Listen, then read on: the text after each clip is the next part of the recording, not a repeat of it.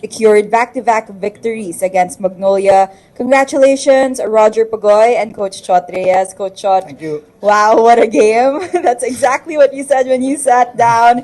In that stretch where you were held scoreless, what breakdowns did you see and how did you witness your men atone for their lapses to secure this victory? Believe it or not, I kind of expected it because we were just running on fumes. We have a very short rotation because the guy who played very well the last game, Heruela, was out, and Jordan Heading couldn't even walk. He didn't even practice these last 2 days. He was a game time decision. Our trainers worked on him before the game to see if he could play. And that's why you notice we played him 3-4 minute stretches lang. 3 minutes, 4 minutes, labas. 3 minutes, 4 minutes, labas na naman because he was, so to play a team like Magnolia without your guards, you can see the turnover story. We had 19 turnovers. So I was just telling the players at every huddle to just hold on. Don't worry about their missed shots. Don't worry about their offense. Just defend as well as we can, as much as we can, because I knew we didn't have the legs anymore towards the end game. We're lucky Kelly made those 2 free throws. If it went to overtime, I don't know if we could have lasted the last an extra 5 minutes, because like I said, kulang na kulang sa tao. But I think the spirit of the players, their unwillingness to give up, I think was the key here. Thank you so much, Coach Shot. RR, from your perspective naman, kayong mga players, paano kayo nag-usap-usap? Lalo na nung panahon na parang wala nang tamang nangyayari para sa inyo. At nakita rin namin na si Jason sobrang lakas ng boses rin sa bench tonight. Ano ba yung mga nakikita niya? First of all, nagpapasalamat ako sa Panginoon sa panalo. Para sa akin tumatak lang talaga palagi yung sinasabi ni Coach. Sa buhay, hindi palaging nasa sayo yung parang unfair palagi yung buhay. Pero sabi nga palagi ni Coach, daming injured sa atin, daming nangyayari, pero laban pa rin tayo. Basta bigyan lang natin yung chance yung team natin na manalo. Basta laban lang. Kaya yung mga teammates sa akin, sinasabihan ko sila palagi na huwag kayong mawala ng pag-asa. Laban lang hanggat hindi pa tapos yung laban. So, yun yung palaging sinasabi ko, yun ang palaging mindset namin. Ano yung mga sinabi rin ni Jason sa inyo? Sinishare mo na sila. Kasi turnover kami ng turnover. Okay, sabihin ko kay Jason, hindi kasi ako point guard. Pero hindi excuses yun. Kasi yun nga, sabi ni kay Jason, dahan-dahanin nyo lang. Kasi grabe nga, dumipensa yung Magnolia. Talagang magto-turnover ka talaga. So yun palaging sinasabi ni kay Jason na dahan-dahanin nyo lang. Pag maka-atake kayo, pag wala, jump stop yun. Si Coach palaging sinasabi, pag wala, huwag nyo pilitin sa loob kasi sobrang nagkukulap sila. So yun ang palaging sinasabi ni kay Jason. Thank you, Roger. At this point, we're inviting the media to ask questions. RR, congrats. Di lang sa panalo, but sa 5,000 points. RR, dito sa last 2 games, talagang maganda yung pinakita mo. Especially, nanganganib yung Grand Slam games. No? Mention nga ni Coach na kahit di nyo makuha yun, maganda pa yung season nyo, pero kung gusto nyo. So, ngayon, buhay pa kayo. Yun nga, palaging sinasabi ni Coach na kung ano yung opportunity sa harap natin, huwag natin sayangin kasi hindi palaging andyan yan eh. So, yun, nire-remind kami. Nung start pa lang ng season, parang relax kami. 0-3 kagad eh. Yun, sermon kagad yun.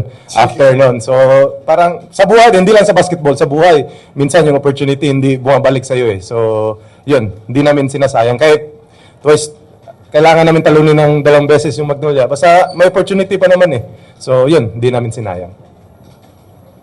Coach, could you talk about yung last play na Heading taking a 4-point shot? Was that the plan? And could you also talk about yung effort lang ni Kelly to box out in getting that's really how we drew it up. Not necessarily for a 4, but for a 3.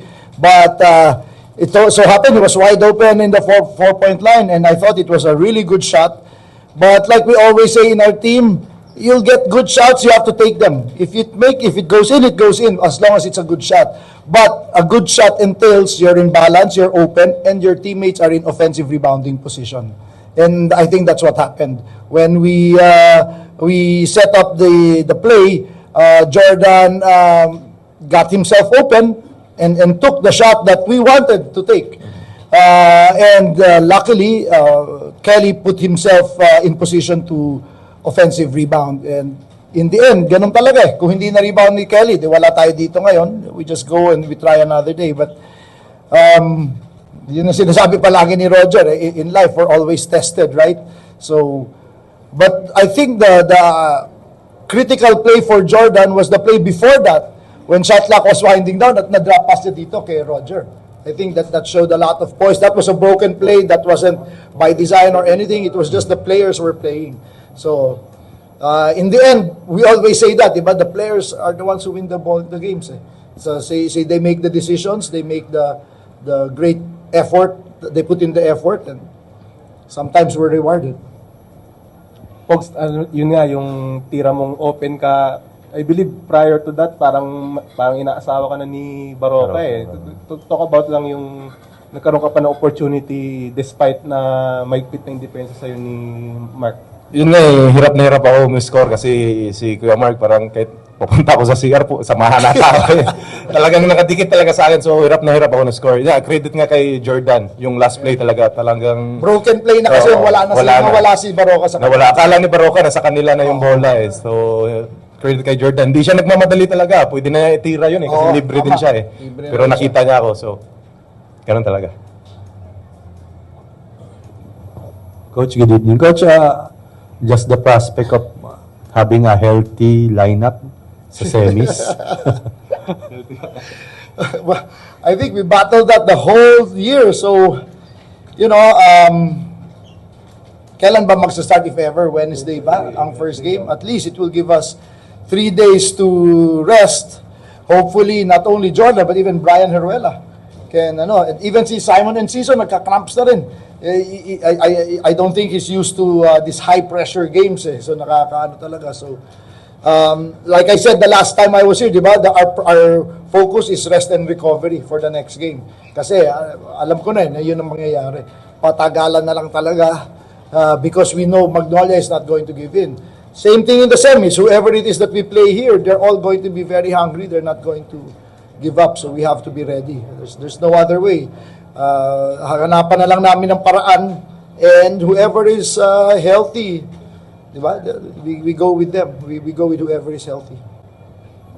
Coach, you feel like the pressure medyo nabawas-bawasan dahil nga at least you're back to zero, at least yung next game nyo hindi knockout game? Not really, because we have another series to think about. So there's some relief. I'll be very honest with you. There's some relief that we were able to get to the Final Four. But any kind of happiness or satisfaction, we know is going to be short-lived. But at least, guys, sabi ni Roger, at least we give ourselves a chance. And when we have a chance, that's all we ask sa buhay, di ba? All we ask is a chance. And we're given this chance. We go back to the drawing board tomorrow and figure out what we need to do against our next opponent. You're going to watch the second game. My assistants will. Papahinga na muna ako. Coach, I noticed now si Kelly, career 56% free throw shooter before this season. First conference, 44%. Last two conferences, tumaas na 70. Because I think it's a change of mindset. Talagang, actually, it started at the start of this conference, of this season pa lang. We told Kelly he will now be a spread 5. Magiging shooter na talaga namin siya. Kaya nakikita nyo, pag kick-out siya, tinitira talaga niya. Nagagalit ako sa kanya pag hindi niya tinitira. I don't care if it makes or miss or make, you have to shoot that. So, he has put in so much time in practice shooting.